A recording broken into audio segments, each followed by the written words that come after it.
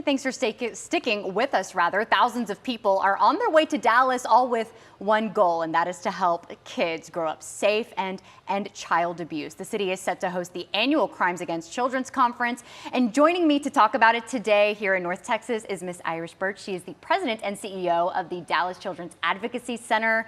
Thank you for being here this midday. Thank you for having me. Always so lovely to talk to you about this wonderful work that you're doing. Please tell us what the mission is with your advocacy center. Yes, at the Dallas Children's Advocacy Center, our mission is to improve the lives of child abuse victims and provide national leadership on child abuse matters. At the end of the day, we believe every child should be safe in their home, and the reality is they're not.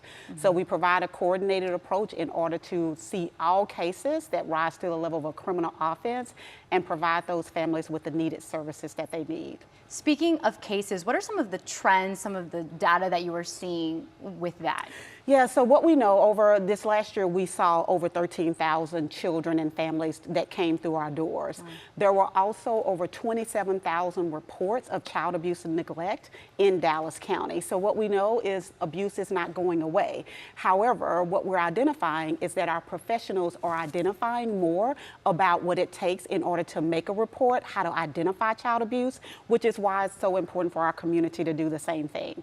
And speaking of, we have a conference coming up, or rather you have a conference coming up with the Advocacy Center. Tell us about that and who will be in attendance, because there is a lot of training going on there to spot these things in families across the DFW. Absolutely. It's not enough for us just to keep the children in Dallas County safe. This is our way of keeping children safe around the world. This is the 37th annual conference. We'll have over 5,000 child abuse professionals. That is your law enforcement, child protection services, our pediatricians, as well as our therapists and interviewers, CAC staff.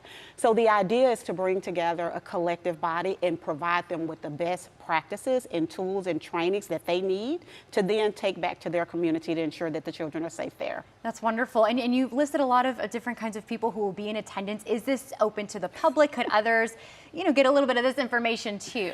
Well, I will say it is only for professionals that work with children. So our prosecutors and the different disciplines that need to come out and ensure that they're taking back those tools. Now, a way that the community can be involved is we host this conference every year in your own backyard. So we always are able to do this with community volunteers. But as far as attendance, it is for the professionals in the field. Sure. And is there any message that you want to send out to the public, any other ways that, besides volunteering even, that they can help in your advocacy work? Yes, so what we like to do is ensure that everybody knows how to keep their own children safe. So if they go to our website, they'll find a host of resources in order to give them the tips and the tools of how to talk to their children, how to help their children stay safe when they're in different environments, and what they can do to also take action in keeping all children safe. Any final thoughts, Ms. Burch?